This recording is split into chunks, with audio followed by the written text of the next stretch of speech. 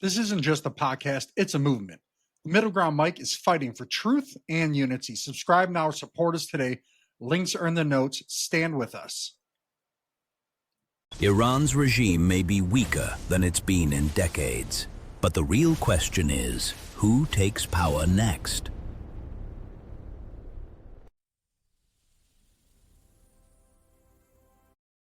Welcome back to the Middle Ground Mic, everybody. We got a great guest here. Iran is sitting at one of the most unstable political moments it's had in decades. New leadership structure is looking to form. Opposition voices are everywhere, and the one message is suddenly getting pushed everywhere. Iran's future should be decided by the Iranian people and not the regime and not foreign influence. But here's the real question. Is it possible? Today, we're going to unplug that with a good friend of mine, Zolal. Zolal, welcome back to the show. Thank you for having me, Joe, and please allow me to greet those who are tuning into the podcast today. Yeah, tell everybody about you, what you're about, what you do, and we'll jump in. Well, I am a member of the National Council of Resistance of Iran's Foreign Affairs Committee and have been dedicated decades of my life to this cause.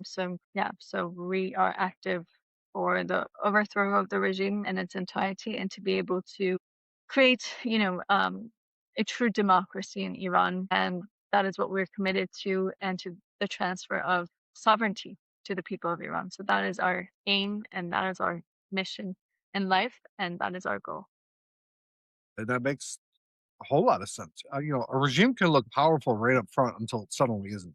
That's because up until this opposition started, you didn't really see a whole lot going on. I mean, there was always, but this, in December and January, when it really started to ignite, I think even around the world, people are kind of like, is this different? So what do you see, or what do the Iranian people see, I should say, for the future? What does that look like? How do they see how things should play out? Well, I think you touched on a very good point that, if you look in the last decade, there have been 4 major uprisings in Iran.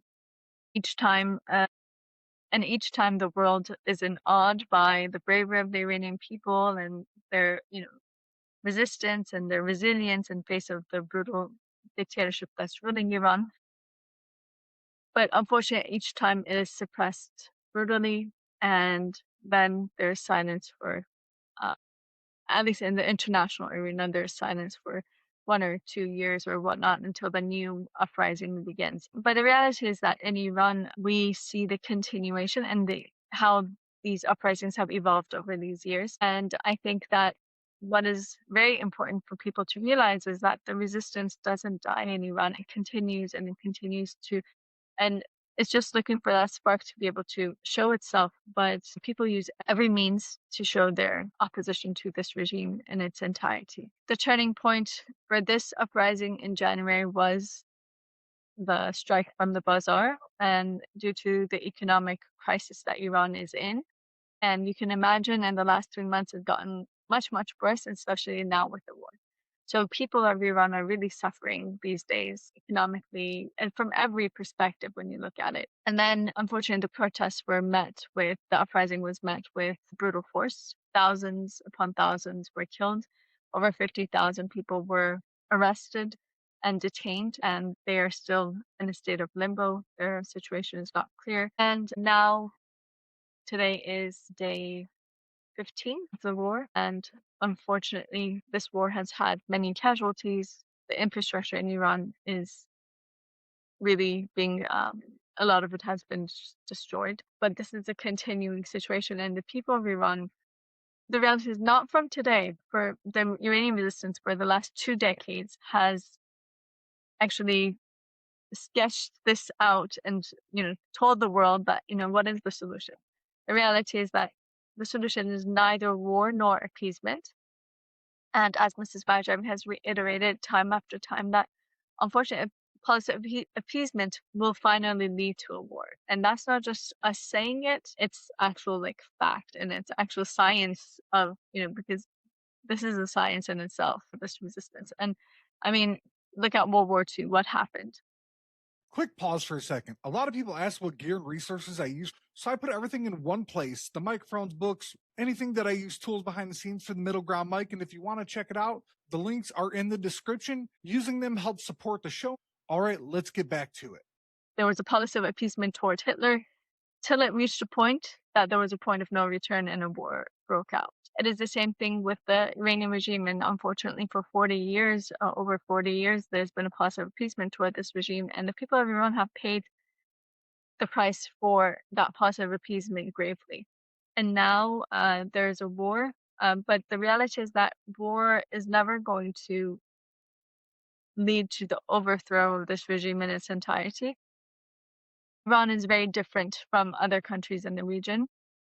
Iran is not Iraq, it's not Libya, it's not Afghanistan. First of all, Iran is a very large country. It's about 3 times the size of Iraq and 4 times the population. And even if you look at it from solely a military perspective, I mean, the geography, the terrain of Iran is very versatile. We have that desert, we have mountains, we have jungles, we have everything. And then it would need like city warfare because, these major cities that we have and everything. So it's a very complex situation on the ground. This regime is not a classical dictatorship like the Shah was. Like if you eliminate the Shah, or the whole system falls. The Shah escaped Iran within 2 weeks. The system fell and the revolution was completed by the people of Iran. This is very different. You eliminate Khamenei, that apparatus is still intact. That system that they have built for 47 years, it's still intact, and it just announces the new supreme leader the same way that Khomeini, once he died, Khamenei replaced him. Yes, this is a major turning point for the regime. It does make it a lot weaker. And the fact that a regime that came to replace a monarchy, which was supposed to be, they were supposed to be a republic and they were supposed to be opposed to hereditary lineage, the fact that they have now had to turn to that themselves, it speaks volume of how, what a weak position the regime is in. And, it has a message in itself. But the reality is that this is then going to lead to regime change in Iran.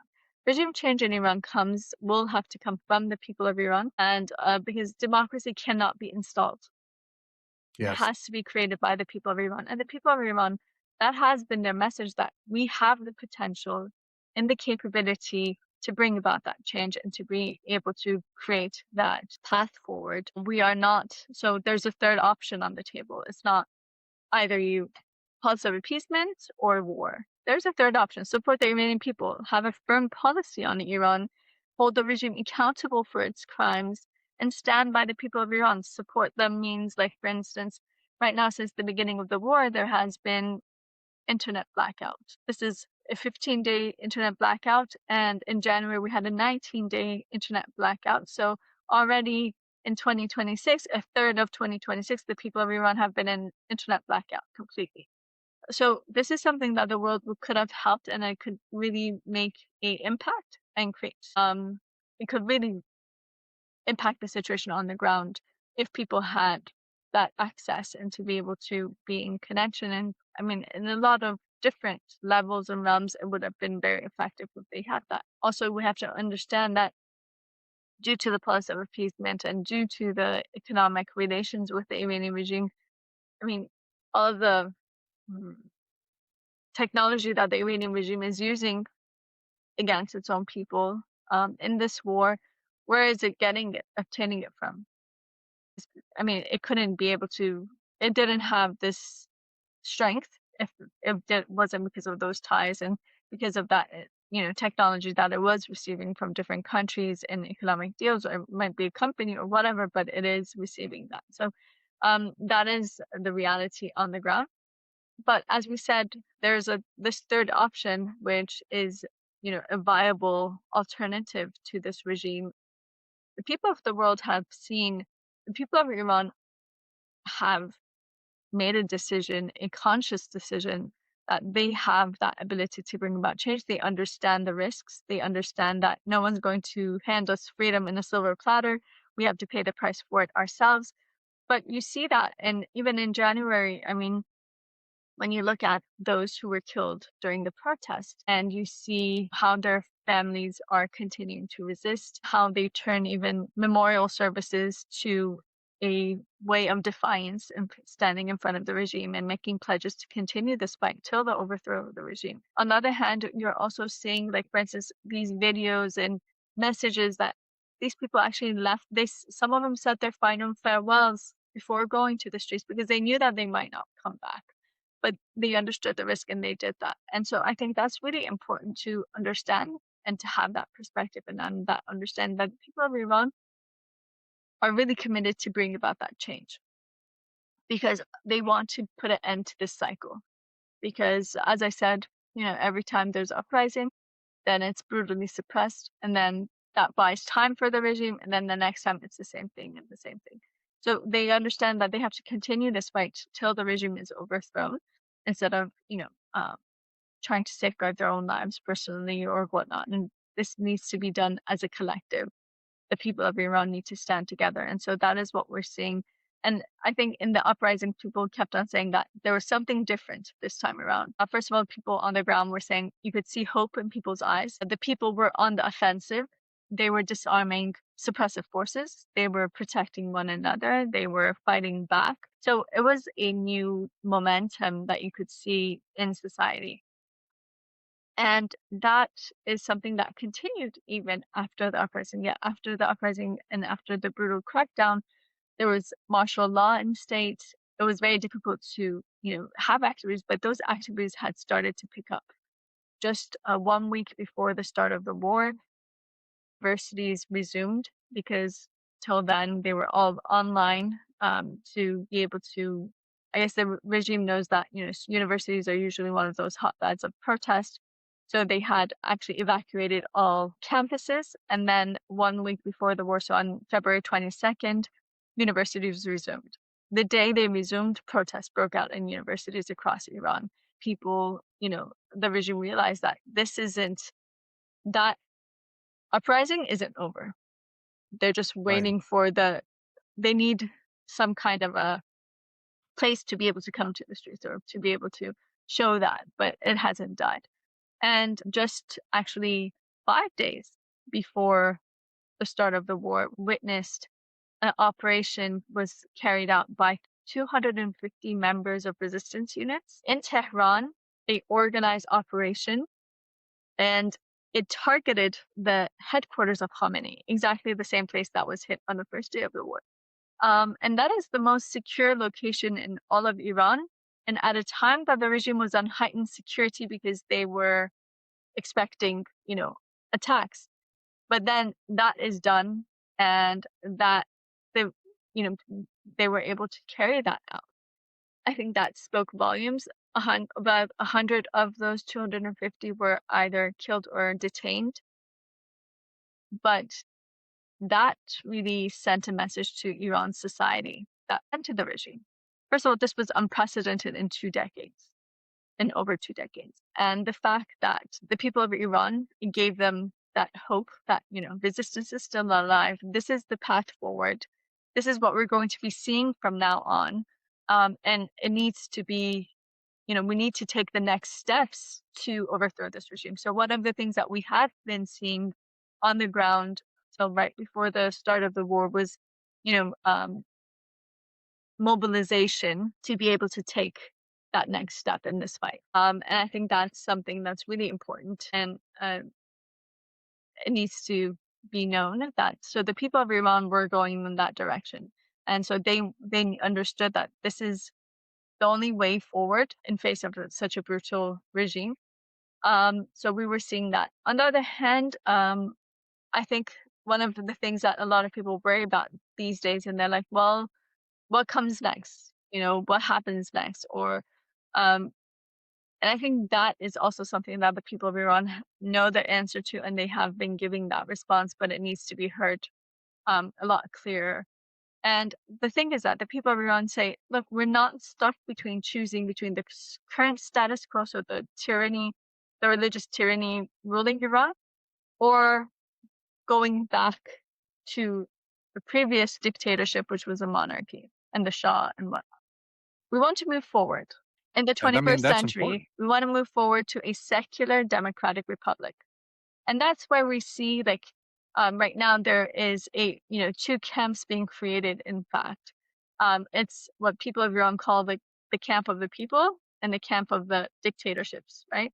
So the people of Iran are aligning themselves with this message that secular democratic republic, no Shah, no mullahs, an end to this hereditary, lineage, an end to someone being chosen for life, for a lifetime to come and rule over the people of Iran, and to end this, dictatorship, ruling with the iron fist, the executions, the torture, all of it needs to end. And on February 28th, actually, Mrs. Rajavi and the National Council of Resistance of Iran announced the provisional government for the transfer of sovereignty to the people of Iran.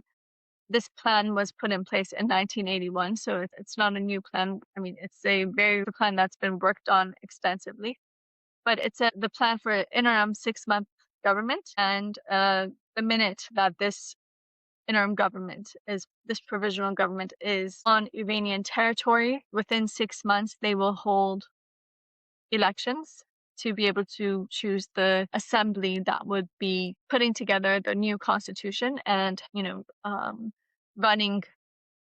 administrating the government during that provisional time.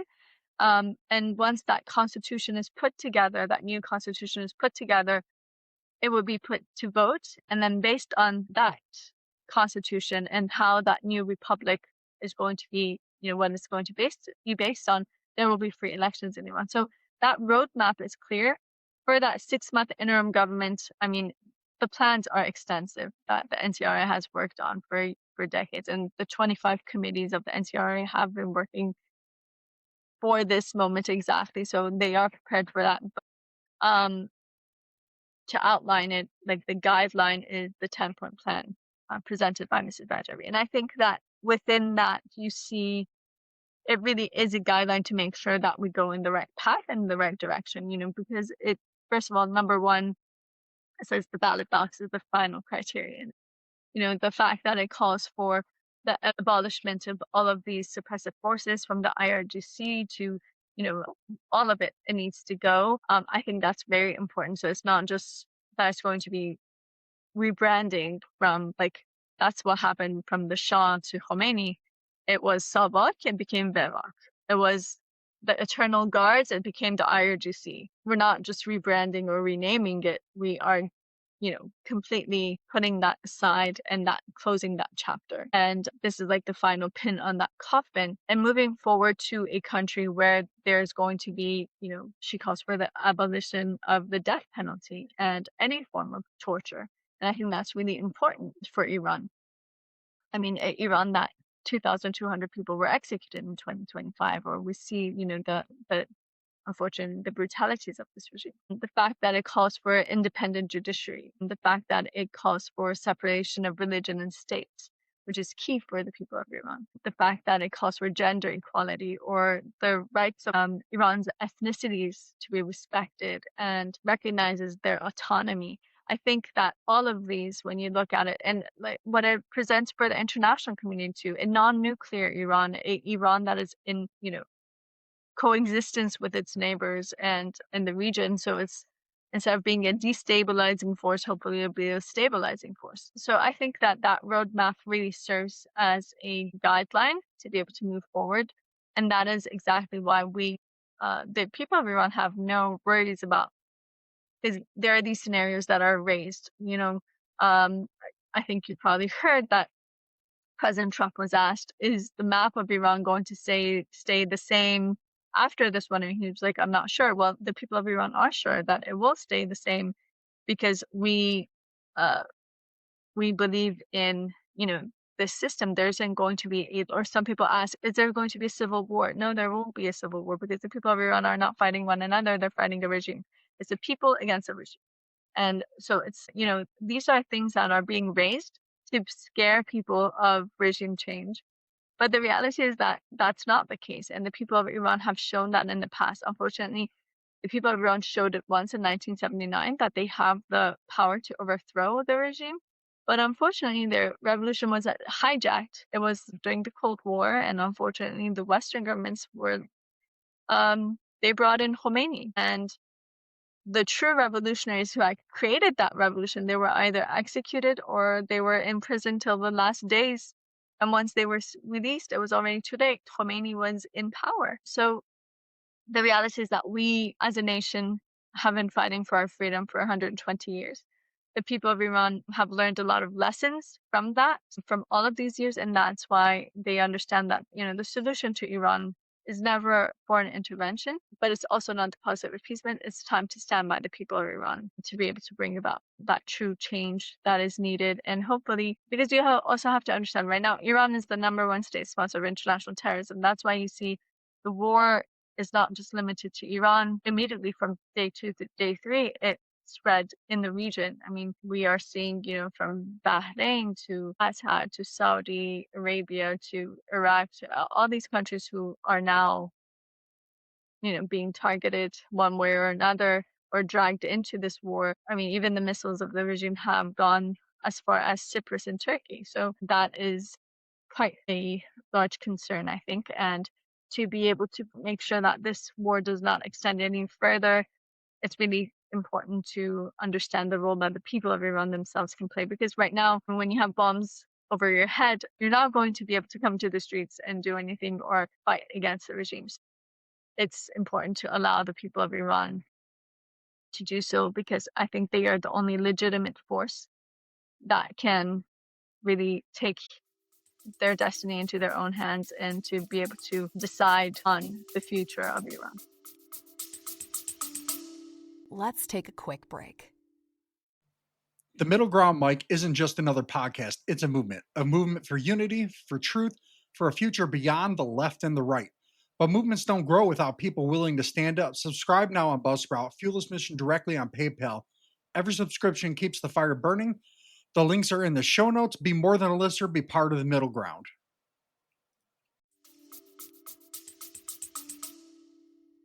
No, yeah, I mean it's going to be very difficult for them. I mean, like kind of like what we're seeing right now, like you were saying, is not necessarily a collapse; it's instability. And the people of Iran are the ones that are going to have to make up for that, which is key. That's the one thing I think here that is key, different from other recent wars, if you want to call that, in the Middle East, is a lot of the times it was, Western military going in there pushing the change, or other governments, not just the West, right? And this time there is influence, but it's a lot of the people there that are pushing it because they want, at least from my perspective and some things you have said, which is in any revolution, when you got the people behind it, it's a whole lot easier to make it happen. And then it's going to be sustained because you've got to have, just like any country, any government, king, you've got to have the support of the people in order to stay in power. One video I had seen last night is, I don't think a lot of people, and I didn't really realize this, I mean, I did, but I didn't, is Iran is a very diverse country. A lot of the world gets painted as it's just Persians, but there's like so many different sects, and like there's Kurds, if I'm correct on one part. We have a lot of different ethnicities, from the Kurds to Turkmen to Arab to Baluch. We have a lot of different ethnicities, and also a lot of different minority, other minorities that are in Iran too. Yeah, and I think that's something that the world should realize, is they're a very, Iran's a very diverse country, and that's a good thing long term. And that's something like, Iran can be that anchor in the Middle East to kind of stabilize things and kind of go, okay, hey, like they were before, they kind of were that stabilizing force. And I think that will come again once there's a stable government there. Bombing a regime doesn't build democracy, like you were saying, in that aspect. But it's important that Iran's future belongs to the people. And obviously, you talked about the Shah, his son, terrible, his name, Reza Pahlavi. Pahlavi. So he at least publicly declared himself, or I don't know who declared him, the transitional leader of Iran.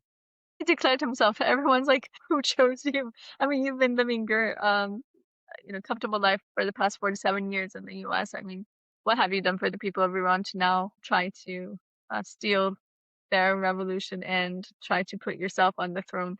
Unfortunately, he is also making a lot of promises, which is quite alarming for Iranians. I don't know if you saw his interview with Fox and Friends, and he was like, yeah, you know, in other words, he said, well, if I am brought into power, I can guarantee like $1 billion in revenues to the US in the first year. And in another interview with Laura Trump, he said, 1 trillion in the first decade. And everyone's like, well, that is exactly why your father was overthrown, because he was giving away Iran's wealth to the US. I mean, I don't think we want a repetition of that. And the people of Iran are not in the business of recycling tyrants and dictatorships. But the reality is that, unfortunately, he is trying to reestablish. I think he's just trying to use these circumstances and try to align himself to show that he would best serve Western interests. But the reality is that, the people of Iran had a revolution for a reason. It's very important for the world to realize that we don't want to go back to a, dictatorship. His father had a one-party rule monarchy, and he is mimicking that. And in fact, he has, in the last 47 years, he has not been able to form one organization that lasts over 6 months. He has not been able to put anything together. The first time that he has given a plan was in July of this year. And if you read that roadmap, it was, when he hadn't given anything, people were still, guessing like, oh, he might be democratic or whatever. Because he said, well, I've been living in a democracy for 47 years, so I know like how it's done. It doesn't work that way. But this roadmap that he gives, it's a blueprint for a tyrannical rule. He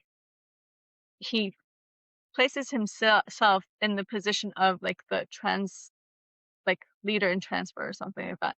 And then first of all, he has reviving the Sabak, reviving the Eternal Guards, creating martial law in 20 major cities of Iran for the first year and a half. And then everyone responds back to him. There's no checks and balances, nothing. So he chooses those people who are in those key positions, and they respond back to him. So, this is like even worse than his father. Even during his father's time, there was a prime minister at least.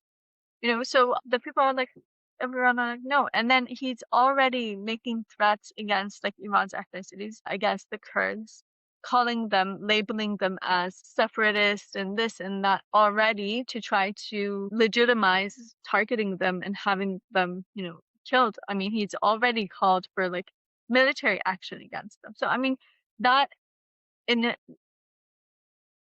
a, I don't see in any possible world for him to be able to actually be even a suggestion for Iran, because the reality is that the people of Iran don't want to return to the monarchy. The people of Iran have made it clear in their slogans. They say, down with the oppressor, be it the Shah or the Mullahs, or no turban, no crown, democracy and freedom. That is the message. And now, I think one of the things that has been good is that he's now showing his true colors and his circle. Unfortunately, the things that we've seen in the past few months, we are seeing neo-fascism that they represent. The fact that they're celebrating Iran being bombed, their people being bombed. No one wants to see their people bombed. But the fact that, Right. First of all, they promoted it from the beginning, and then they're celebrating it. Not just the first day.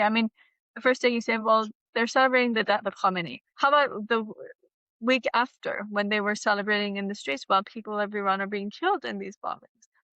They could care less, unfortunately.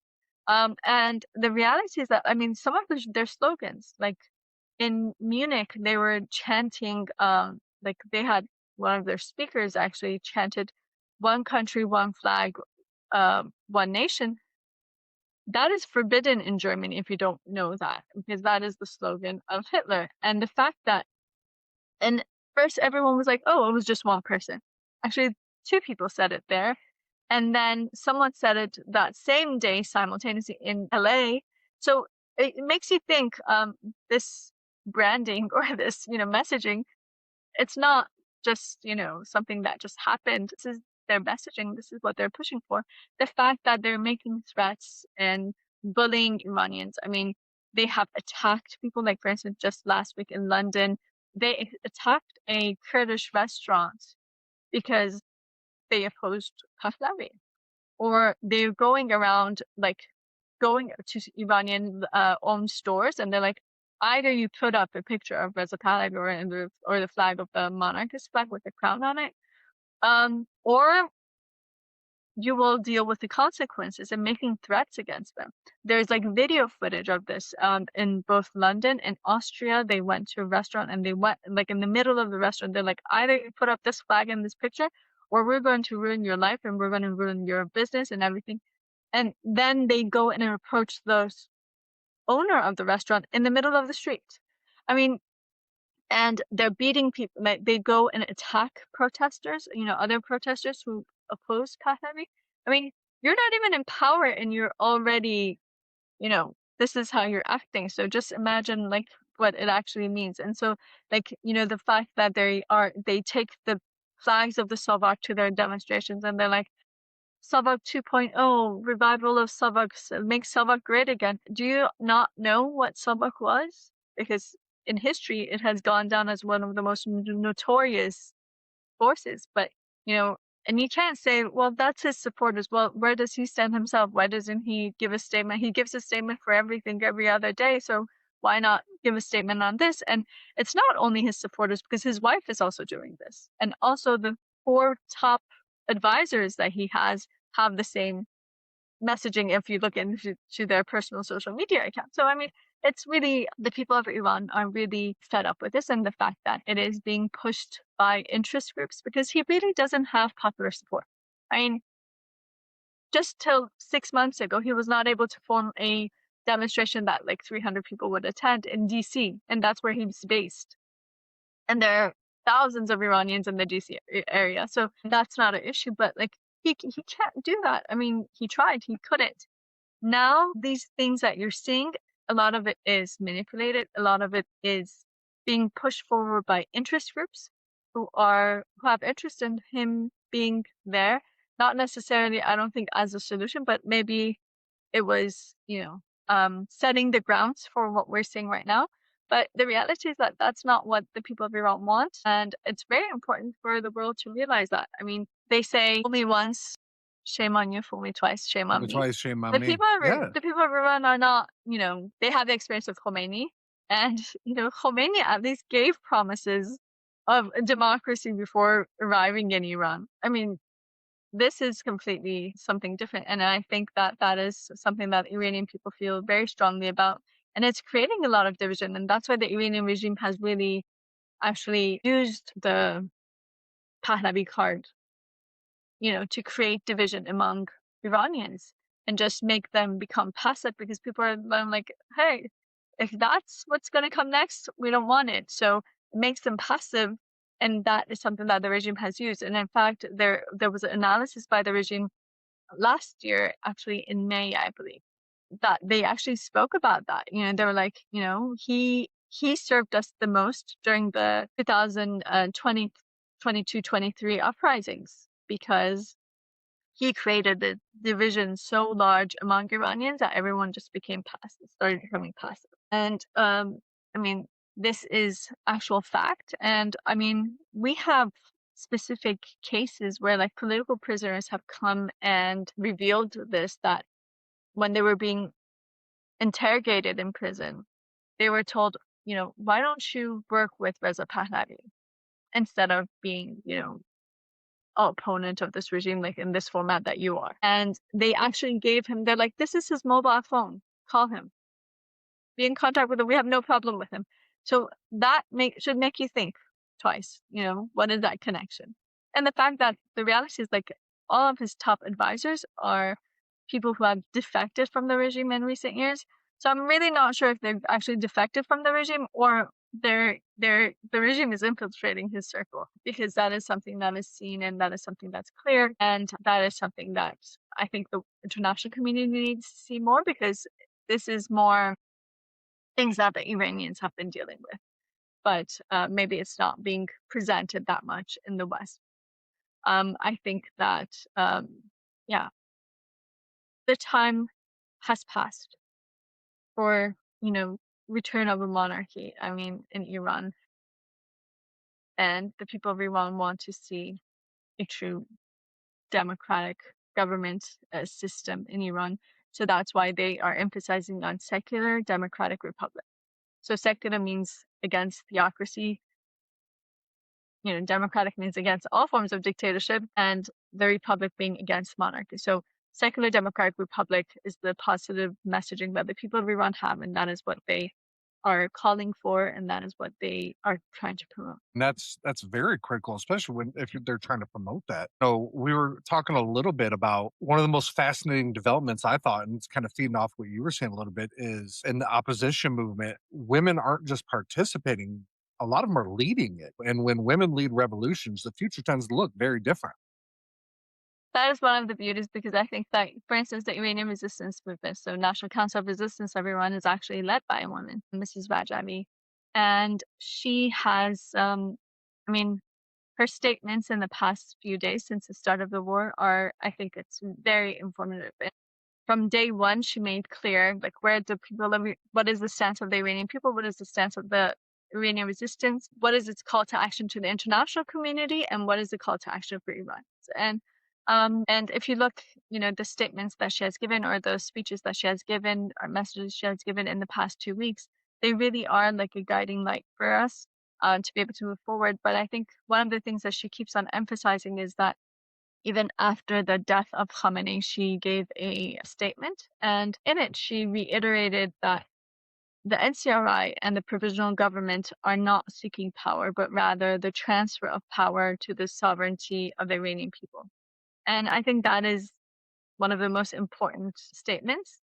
And then she also, again, she clarified the duties of, the provisional government, and then, till the provisional even government comes into power, like, what is the responsibility of the people of Iran? And then based on the provisional government, like, for instance, what happens after 6 months?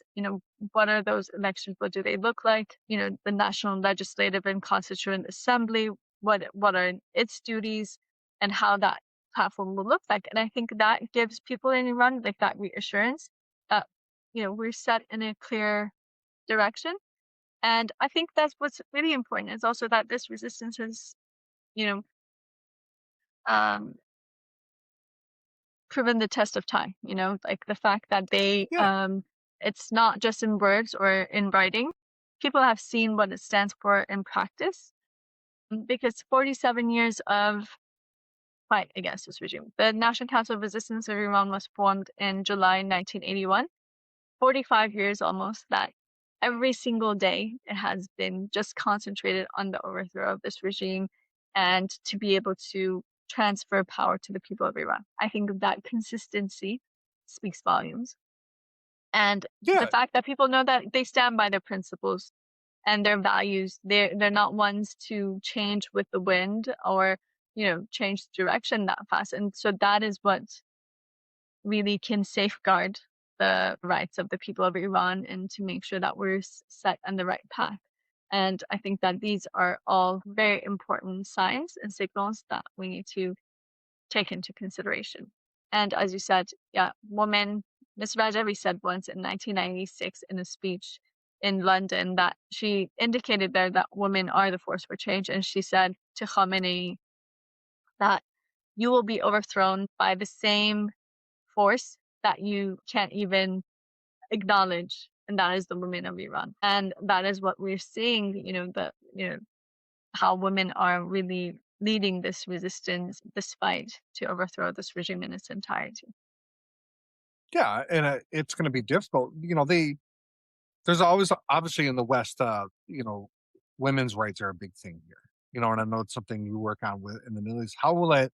Because at least here in the West, they always say that the regime was obviously very oppressive of women, and from what we could see on TV here, that it was. It, How's the IRGC power structure going to look? Are they still going to be around? How is all this going to, like, impact down the road? Because obviously the regime's weaker than it's ever been. Authoritarian systems always look to shrunk before they panic, right? And then we were talking about, we don't want another dictatorship, essentially, or another monarchy. with the way the Shah was before. So how does all that impact with women and women's rights going forward with the potential for democracy? Well, I mean, we're talking about two different paths. One is when there is like a overthrow of the regime. So then the path is clear. Women's rights will be not only respected, but I think we will see women empowerment in Iran and women in leadership. If with the continuation of this regime itself, it's not going to back off, because the minute this regime gives any kind of freedoms to the people, that is when it will collapse. It's not going to collapse with a war, but it will collapse if it gives freedom to people.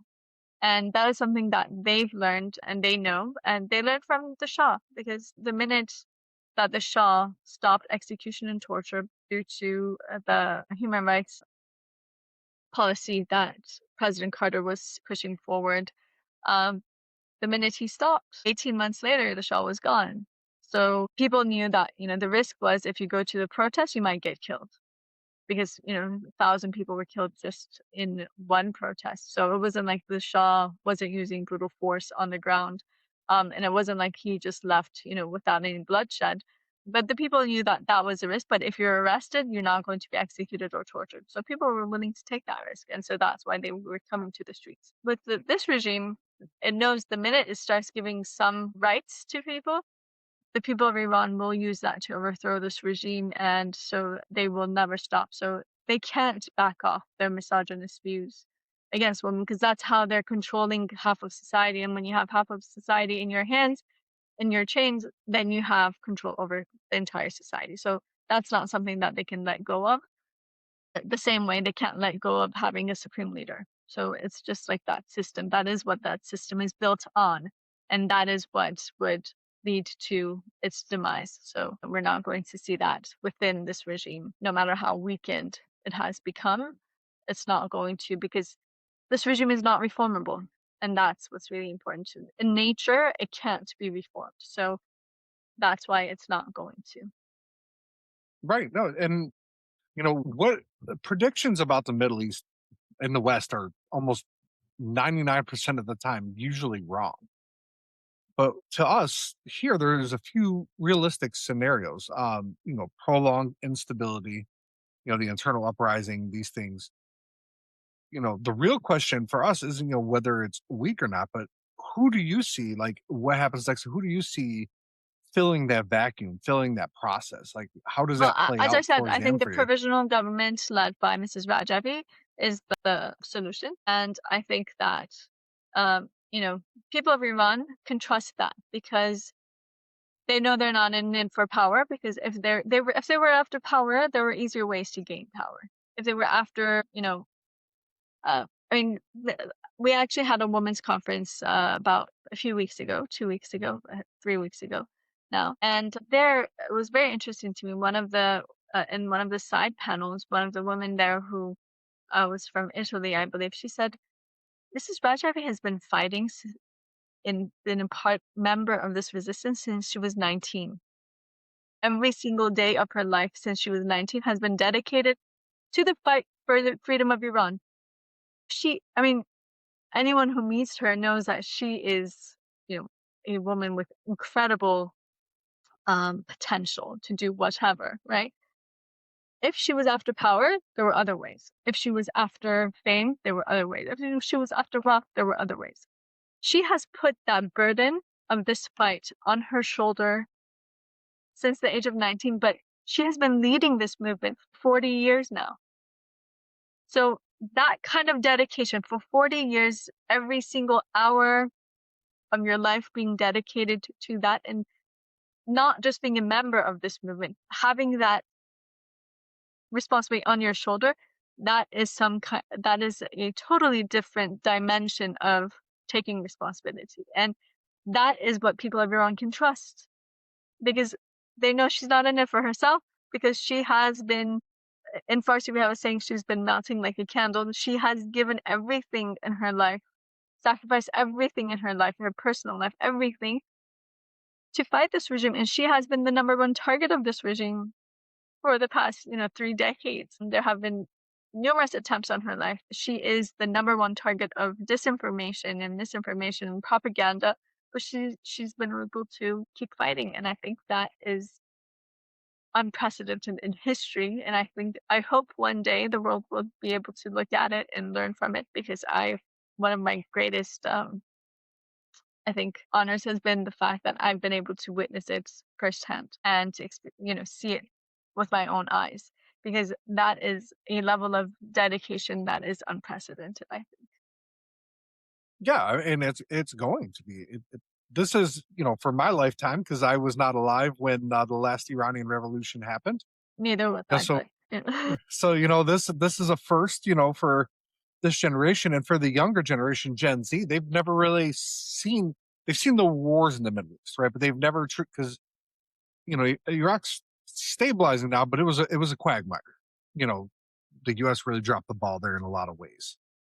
Because it was more of a forced change than it was self change, which means things are a lot more difficult that way, because there's no lead, right? It's just a power vacuum, and it seems like this is going to look a lot different. And I've said in the show before, and I think I said to our last show, is I'm all about supporting a revolution, especially if it's for democracy, but it has to come from the people. It can't come from us pushing it. Just like when the United States became an independent nation, the French helped us, but we were the ones leading the charge. You can't force change on people who aren't willing to put their own blood, sweat, and tears on the line, because then they have no, what do they say, no skin in the game. And the Iranians are ready for that. They're ready for that change. And I'm sure a lot of people these days now, the younger kids are probably seeing on TV or whatever media they use now, because TV is like ancient, I should say. They're probably seeing some of those videos of Iran, when the Shah was in power, and women seem to be able to do a lot more of what they do. I had I think I forget her name. She was on here a couple months ago, but she was in third grade when the revolution happened. And, she used to wear, she was a fan of Charlie Brown, Snoopy. After the revolution, she wasn't allowed to wear Snoopy socks no more, things of that nature. So the younger people never have seen that part of Iran, and that's where things seem to be going towards, where it's a little bit more of an open society like it was, and like you were saying, a secular society. Well, I And mean, that's that's good not for the them. reality of the time of the Shah either, to be honest.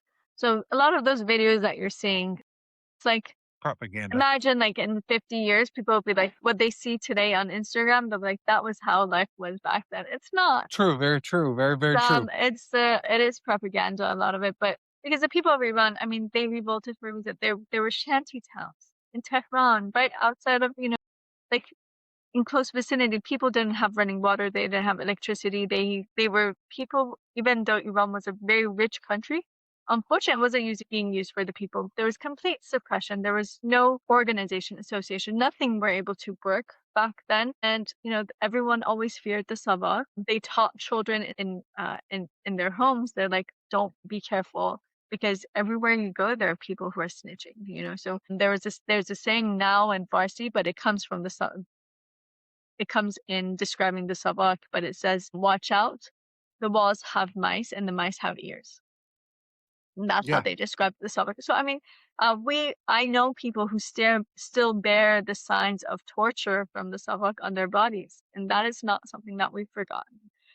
You can show, just imagine like in 50 years, people were like, yeah, during, Khamenei's time, people had, the country was evolving, people had internet, people had social media. That's with the times. It has nothing to do with who's in power. And then showing, the rich kids of Tehran, it's like it's a thing. It's on Instagram, I think. Showing that and saying this was life under Khamenei. That's not true. That is the propaganda that is being fed. And so it's really important to understand that. Was it better than the current regime? Yes. But was it a democracy? Were people free? No. Did women no, have a lot of rights? No. There's the Barbara Walter interview with the Shah and Farah, and he says, women are evil, this and that. And he says, well, of course, my 9-year-old child is more fit to rule the country than my wife. I mean, that was his mentality, and that was the mentality of the society, not the society of the government. And I think that we need to be realistic about what that era was. I mean, at the end of the day, the people of Iran, they weren't just, out of being bored. They didn't have a revolution out of being bored. They had a revolution because it was needed. And that's why they wanted to overthrow the Shah. The only democratic government Iran has ever had in the past century is the 2 years under Dr. Mossadegh, who was prime minister. And that is even, it was, he was aligning himself more with, he said, well, we had a constitutional revolution in 1906, so it's supposed to be a constitutional monarchy. You're not supposed to have full power. And he was able to push that forward to be able to give people some rights and nationalize Iran's oil and whatnot. But that only lasted for 2 years because it wasn't to the benefit of the West, and they had him removed with a coup d'etat, which was carried out by the CIA and MI6. Yeah, the CIA, they don't seem to be as involved as they used to be in these things, which is, I think, a positive because, like That I is was saying, positive. it's about the people, and it's not knocking the CIA. I just want to put that out. It matters that it's the people and not foreign influence making things happen, no matter the country. People in the United States forget that we don't like when people even are rumored to interfere in the elections here. A rumor sends people here up in a frenzy. Even though there was no concrete proof outside of Facebook groups, there was rumors. So, like, I think people in the West need to remember that as much as we like our values are not everybody else's values. The West has to learn to respect that, and they got to learn to support people for who they are in their regions of the world. And I think that's important. I think the West would find a lot more stability and find more partners that way. Zolal, I thank you for coming on. Is there any final message you want to give to people? My final message would be, please try to keep yourself informed and check your resources. So you could go to NCRI for the latest on the situation on the ground, but also contact your lawmakers. Let them know what the people of Iran want. The people of Iran want to be able to take their destiny into their own hands. They are not looking for troops on the ground or being financially supported. They just want to be able to create that change themselves. And they also want to move forward in the 21st century to a secular democratic republic. They don't want to have to choose between the current regime and the previous. So no Shah, no Mullah, and going forward to a secular democratic republic. That's the message. So share it, talk to people about it, and raise awareness as much as you can. Okay. Well, I thank you, Zal, for coming on the show today. Everybody feel free in the description. The links to her organizations are going to be down below. I appreciate everybody tuning in today and try to be positive, and we all wish the best for the people in Iran. Thank you very much. It was a pleasure to Thank be you. with you.